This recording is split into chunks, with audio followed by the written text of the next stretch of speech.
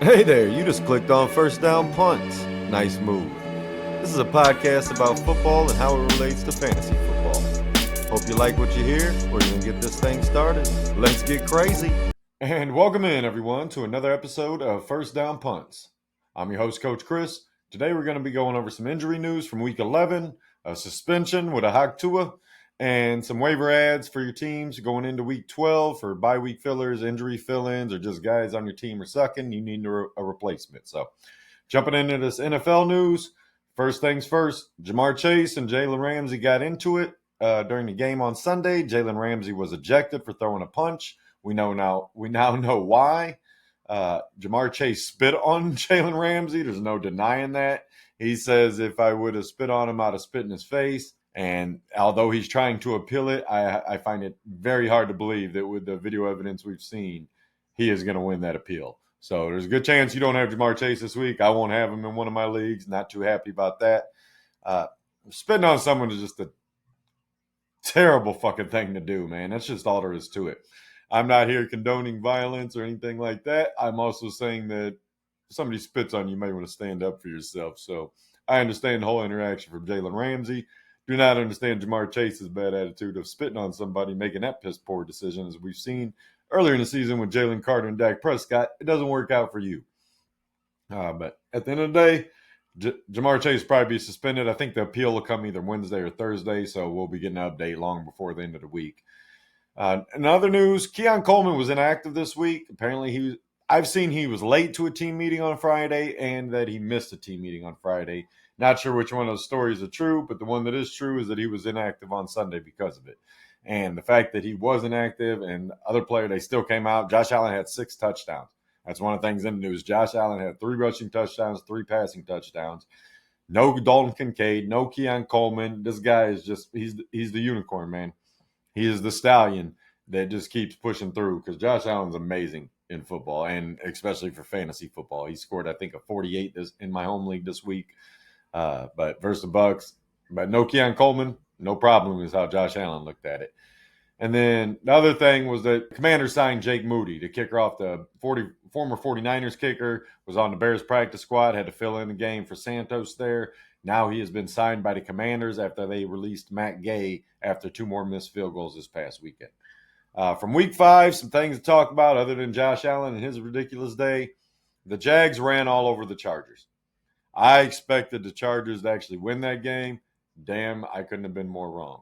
The Jags literally ran over them, though. 47 carries as a team. Bashaw Tootin had 15 carries before he got banged up. ETN had plenty. It's just like the Jags came out and put it to them, and the Chargers had no response. Justin Herbert had less than 100 yards passing before he was pulled from the game. He left the game earlier in the game, got checked out, came back in, was all right, but he ended up with less than 100 yard passing in the game and played a good portion of the damn game. So everybody out there mad at Justin Fields. He's been benched. Tyrod Taylor's taken over. There's another thing I forgot to mention. Talking about how his 50 and 40 yard performances, it can happen to the best of them because on a bad day, it's a bad day, and Justin Herbert had a bad day. Jacoby Brissett, speaking of another 47, Jacoby Brissett set the NFL record for completions in a game with 47 completions. I think it was 45 was the previous record, but just they didn't get the win, and he was having to throw just because they were down. But he was completing passes. Brissett's been playing his ass off. If you haven't picked up in fantasy, you probably should. Kyler Murray's still out another, at least 3 weeks. I don't even know if he's going to come back this season. They're probably looking to get rid of him and keep him healthy so it doesn't cost them more to get rid of him. Broncos take control of the AFC West with a big win over the Chiefs. They're now 9-2. The Chiefs are 5-5, I believe it is. Chiefs aren't even in the playoff picture right now. So they got some ground to make up. Now, they have a somewhat easier schedule down the stretch. They're probably going to be able to do that, probably sneak in as a wild card. But I don't see them winning the AFC West unless the Broncos completely fall apart. They get a bye this week, so they get the rest up for the final home stretch.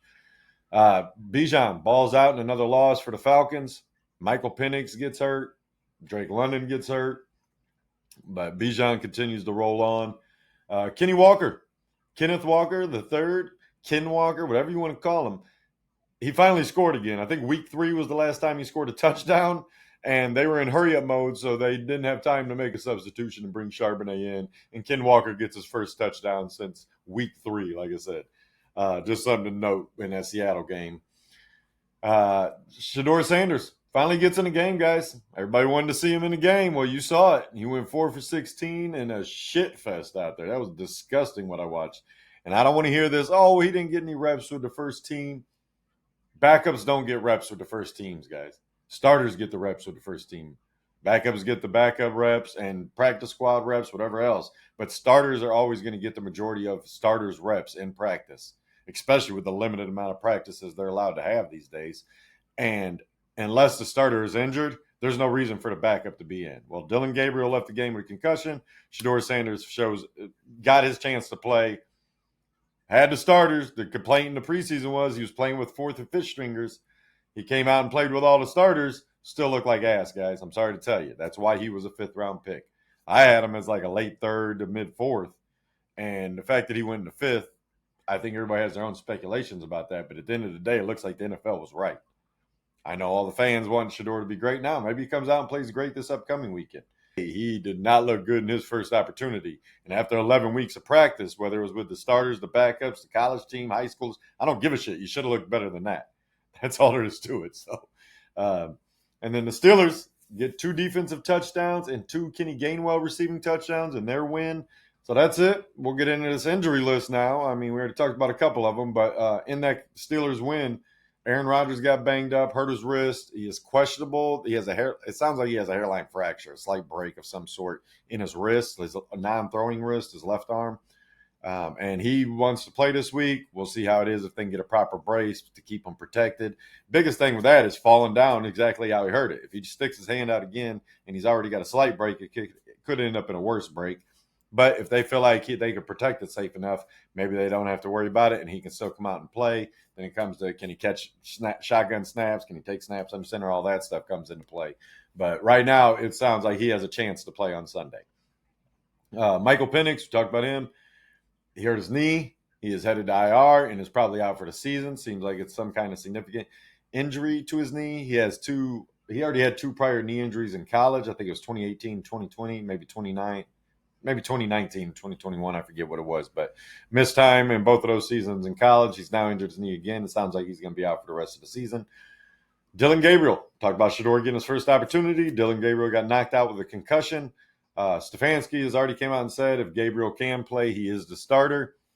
But it also sounds like that he's not going to play this week, which is general with concussions. It's more shocking when a guy plays the following week after getting a concussion. C.J. Stroud, he's been ruled out for Thursday Night Football. It'll be his 3rd missed game with a concussion now.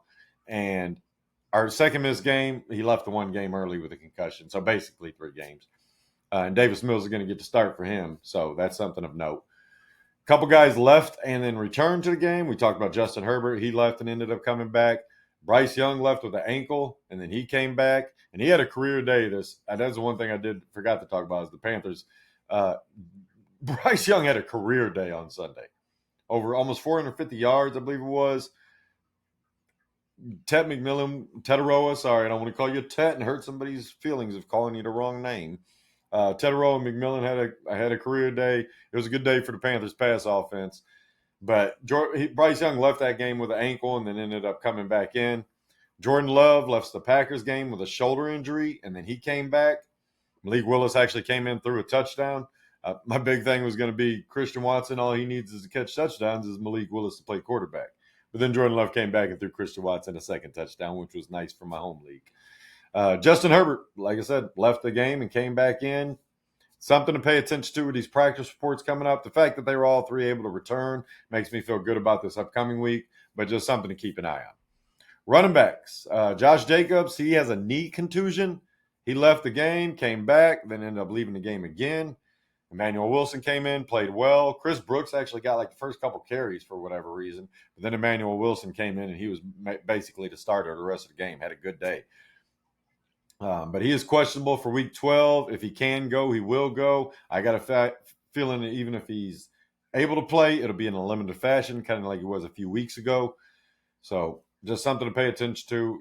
Probably not going to have Josh Jacobs this upcoming week, but there is a chance. Another guy there's a chance, Jalen Warren. He had an ankle injury in his game, left the game in the 3rd quarter. He says he could have returned. We'll see how the practice goes this week. Starts on Wednesday, so something to keep an eye on. Bashal Tootin left with an ankle injury for the Jags. I told you he had 15 carries. He was having, I think it was like 80 yards, almost 90 yards on those 15 carries. He was having a hell of a day. Actually looked like he was kind of taking over the starter's role and then hurt his ankle. The good news about him is he talked to the media. And generally with serious injuries, the player that got hurt doesn't talk to the media after the game. He actually had an opportunity and talked to the media, which makes me believe that they held him out more because they were up so big against the Chargers than he's going to miss this upcoming week. But with an ankle, you never know. It's all, depending on how bad it's rolled or whatever else, it's going to be pain tolerant sometimes if it's not a high ankle. Kamani Vidal left the game with a thigh injury. He was another guy that left and returned, but he did not play a lot once he returned, so it's something to pay attention to going forward. I think if the game could have been different, maybe he keeps playing, but they were getting their ass kicked. So, and then Mario DiMercato, he has a high ankle sprain and will be out probably 2 to 3 weeks, which makes Bam Knight that much more valuable and makes Michael Carter a little valuable. I'm not big on Michael Carter as it is. So Bam Knight's probably the pickup you want there. Wide receivers that got banged up. Calvin Ridley broke his fibula and is out for the season for the Titans there. The Titans also had two of their two rookie receivers leave the game. Alec Omaner had a hamstring, but he actually ended up coming back and finishing the game. So I'm guessing it wasn't that bad. More likely tightened up as opposed to a strain or anything. And then Chimere Adiki, the special teams guy and part-time receiver, had a chest injury. So Titans got banged up at the receiver position right now. We'll see what happens going through the practice week if Ayomaner and Deke are practicing or not, but it's not like you're using them a lot, but they definitely become more valuable with Ridley out for the season now. Drake London, this is another blow to me. 11 straight weeks I've lost a starting player in my lineup in my home league. He has a sprained PCL and will be out week 12 at least, possibly 2 to 4 week injury. I don't know when he's going to come back. Not making me feel much better. But it's a guy that, with PENIX already gone, PENIX was feeding Drake London, man. Kirk Cousins came in and didn't really throw the ball a lot before he got injured. But we'll see what happens when he gets back on the field right now. Kirk Cousins is a starter for the rest of the season, barring some miracle that PENIX is okay and he comes back after 4 weeks. But with a, 3-7 record now? 3-8 record? I forget what the record is right now. But I don't see PENIX coming back. Cousins will probably finish out the season, and barring him staying healthy, they'll probably be cutting/trading him after the season and hope that PENIX is ready to go next year. And then Xavier Legette for the Panthers. He hurt his hip on the final drive. He was actually having a pretty good day, but he did hurt his hip on the final drive and ended up missing the rest of the game. Waiting to get some more news on him. Not that he's been a big fantasy contributor, but he has made some plays for the Panthers over the last few weeks and will be missed, I think, for Bryce Young, just being he's a bigger target that Bryce Young might actually see over the line. And then Jalen Lane for the Commanders in that morning game on Sunday over in Madrid. I think it was in Berlin. Sorry, I said Madrid was the week before.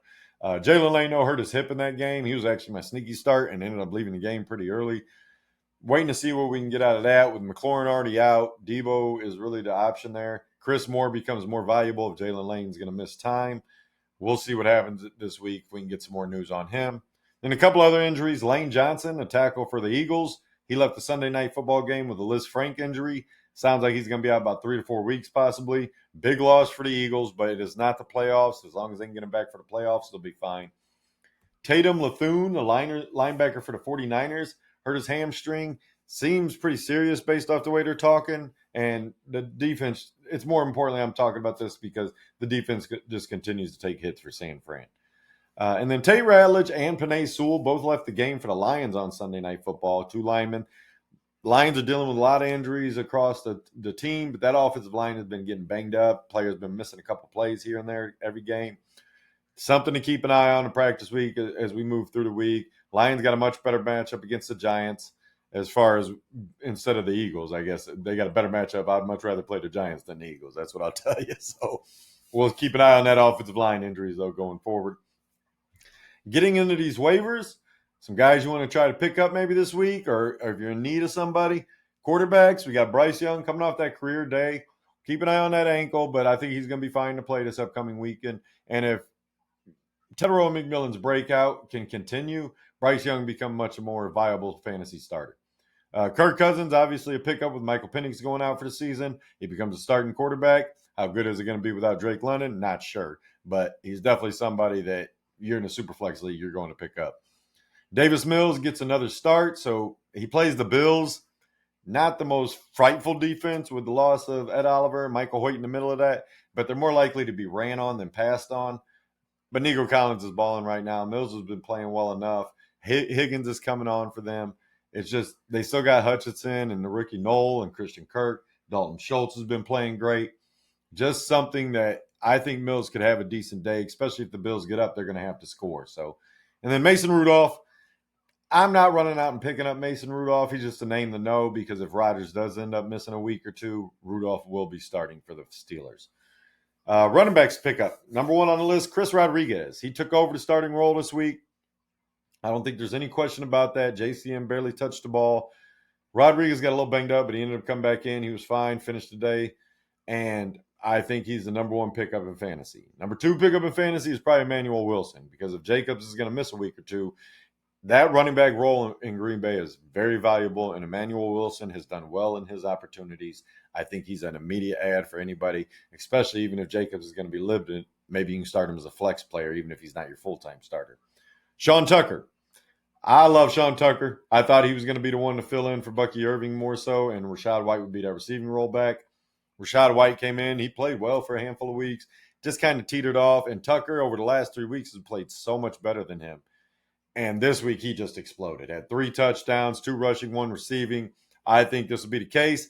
The only problem is that this may be a short-term rental because if Bucky Irving was limited practice a couple days last week, if he gets some more limited or maybe a full practice, he's going to be back in week 12. That's something which you got to keep an eye on before you spend all your fab or go out and, I got to spend my waiver priority on Sean Tucker. It's about what's going on with Bucky Irving. So for your waivers run, I would do a double check and see if Bucky Irving is going to be practicing this week, limited. Is there a chance he plays? I'm waiting to hear something about him myself. So, Devin Singletary, he is the goal line back for the Giants. I don't think they're going to have as much success this week against the Lions, but future weeks, not to say that they can't get a goal line touchdown against the Lions. I'm just saying I'm not recommending you got to go out and grab him to start this week, but he is involved enough. He actually got more opportunities than Tyrone Tracy a couple weeks ago. Tracy's been dominating the touches over the last couple weeks, but Devin Singletary is that goal line back. He had 2 rushing touchdowns this past weekend, and even if he only gets 1, he's still worthy of a flex start. Bam Knight, like I said, with DeMercado having that high ankle, he's going to be out probably 2 to 4 weeks. Bam Knight becomes a starter again that you could throw in your lineup. Michael Carter's going to get involved a little bit. They'll probably bring somebody up from the practice squad, but Bam Knight is the guy you want. He was already the goal line back there. So definitely a guy that you can consider picking up. Ollie Gordon. You guys know how I feel about Ollie Gordon. If you watch my earlier videos this season and off season, I love the kid. I think he's great. And I'm so happy it's finally happening where he's starting to become that Raheem Mostert role and get 40, 50 yards and a touchdown every week because that means he's a flexible player going forward. He's definitely a guy I want on my team. If you're the HN manager, you better have him on your team if he's out there. Jaleel McLaughlin for the Broncos. With J.K. Dobbins going on IR, I told you I thought he would be the one that gets the opportunities, not Bidet there behind R.J. Harvey. That was the case. McLaughlin actually got a touchdown. You always love to see that. He's a guy that I think you could pick up in those deeper leagues and have on your bench as a bye week filler, injury filler, and if something happens to Harvey, he'll probably be the starting running back for the Broncos. Keaton Mitchell. With Justice Hill out this week, he got a handful of opportunities and looked well doing so. He's more of an insurance back, but he does kick returns. He can catch the ball. He can run the ball. When the Ravens get down, Derrick Henry becomes less valuable because they start passing the ball more. If Justice Hill is going to miss again, Keaton Mitchell is definitely a possible flex player. And if he's not, Keaton Mitchell is still, I think, the insurance policy behind Derrick Henry. Kenneth Gainwell, obviously with the 2 receiving touchdowns, he's been more involved over the last 2 weeks. I don't know what the fuck the Pittsburgh Steelers are doing. They continue to work him in and out of the lineup.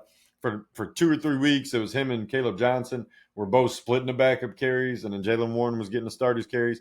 The last 2 weeks, or this past week, he was actually more involved than Jalen Warren, it felt like. Now, Jalen Warren got banged up, and he actually took over on the role in the second half.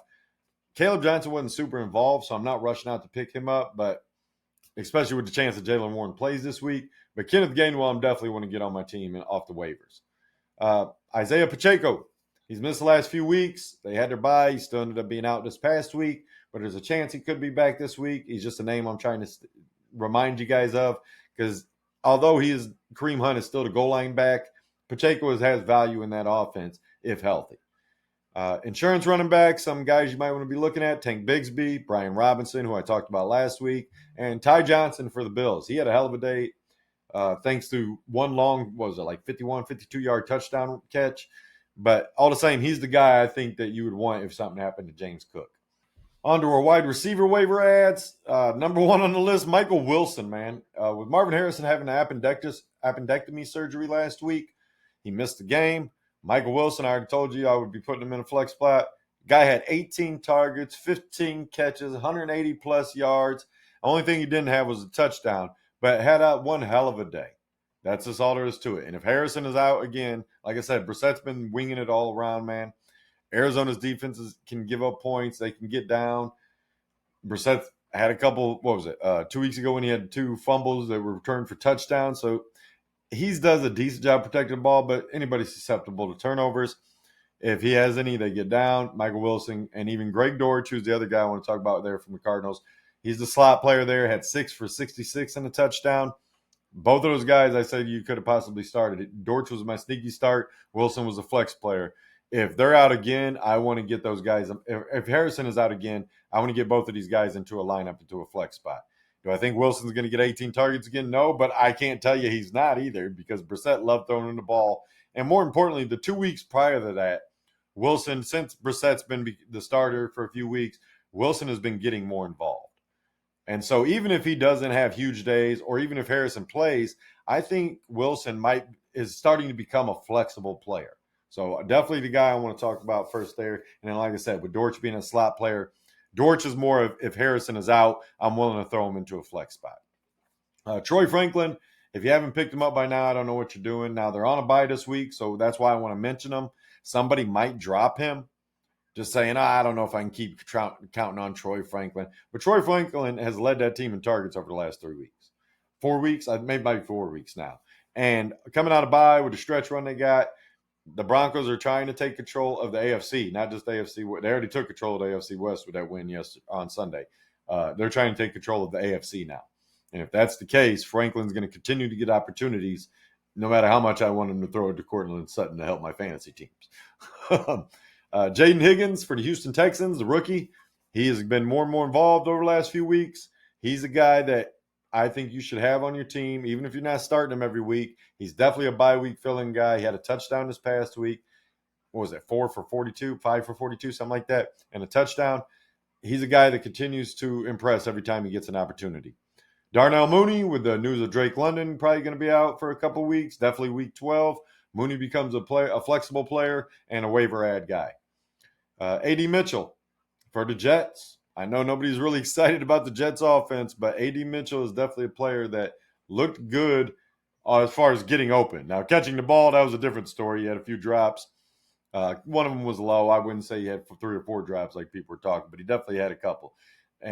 But with Garrett Wilson still being out, A.D. Mitchell is definitely a flexible player. And even if you want to talk about John Mechie, who actually got the touchdown last week, these guys are just deep league ads that you could take as a dart throw. Matt Collins, he's been involved last couple of weeks since Kayshon Boutte's been down. Had another good day this week. He's had a 100-yard game already in the last few weeks. He's a guy that should be getting picked up as long as Kayshon Boutte's out. Jalen Coker for the Panthers. With Xavier Legette getting banged up at the end of the game, he may become a more valuable player and be worthy of an ad. I know in a lot of leagues, people love Jalen Coker. We all got our players that we love that were drafted as rookies, and we're just waiting for something to happen. This might be Coker's opportunity for that to happen if Xavier Legette's out, mainly because he gets more opportunities on the field. And then Pat Bryant for the Broncos. I talked about Troy Franklin, but Pat Bryant's actually had a couple good weeks. He's a guy, he had a touchdown a couple weeks ago, had a decent week this past week. Like I said, they're on a bye, so not rushing out to pick them up. Just a name I want to mention. And then with all the Titans injuries, Van Jefferson becomes a player to think about. I would keep my eye on Chimere Dickey's injury report, A.O. Maynard's injury report, but we know Ridley's out. So if those guys both miss, Van Jefferson is definitely an ad for a weak start if you need. And in tight ends, speaking of the Titans offense, Okonkwo and Gunnar Helm. I think they both become more valuable if those rookies are out. I think Okonkwo will be the inline touch tight end, and I think Gunnar Helm will actually go into the slot role. Gunnar Helm is a sneaky player out of all of them between Van Jefferson, Okonkwo, Helm, because if Dickey and Aomain are out, Ridley's already out, they're going to need receiving options. It's not going to be mattering if you're a receiver or tight end. And Gunnar Helm could sneak out into that slot role and just play that role for the game. So keep an eye on those practice reports, especially if you need a tight end this upcoming week. Okonkwo and Helm could both be interesting. Cole Kmet, he was involved. That's all there is to it. The Bears offense continues to wing it around different players. He's more of a desperation start, but just someone to keep an eye on. Greg Dulcich, I've been talking about him the last couple of weeks. I wanted to see what happened with Julian Hill being back as a starting tight end. Dulcich was still involved enough that you can consider picking him up in deep leagues. And then Hunter Henry, I doubt anybody's dropped him, but if he is out there, go pick him up. And Mason Taylor as well, the Jets tight end. Coming out with Tyrod Taylor there, he's going to be looking to get rid of the ball. Tyrod Taylor is a much better passer than Justin Fields as far as getting rid of the ball and being accurate on shorter passes and stuff, and doesn't try to throw it a million miles an hour. But at the end of the day, Mason Taylor, he had 4 catches last week. He's been involved over the last 5-6 weeks.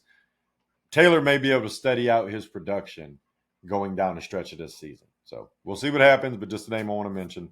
And then some defenses for you guys. San Francisco, I know they're banged up, but I told you last week, they got some juicy matchups coming up. And they got a bye week in their week 14. The next 3 games are all games that they could take advantage of on defense and could be viable for a fantasy defense. Then Cleveland defense with Myles Garrett, and that's all you really need to say. As long as he's on the team, Cleveland's defense is worthy of a start. They have some good matchups coming up that could be even more valuable to make them more valuable, and definitely somebody you should be picking up off the waiver. And then Seattle's defense, if they're out there, go pick them up. They got a nice stretch run, as well as Tampa Bay. The Bucks play the Rams this week, but after that, it's smooth sailing for the Bucks defense. So just some defenses if you need them in fantasy that I wanted to mention for you and grab off the waivers. Other than that, guys, we're going to get out of here.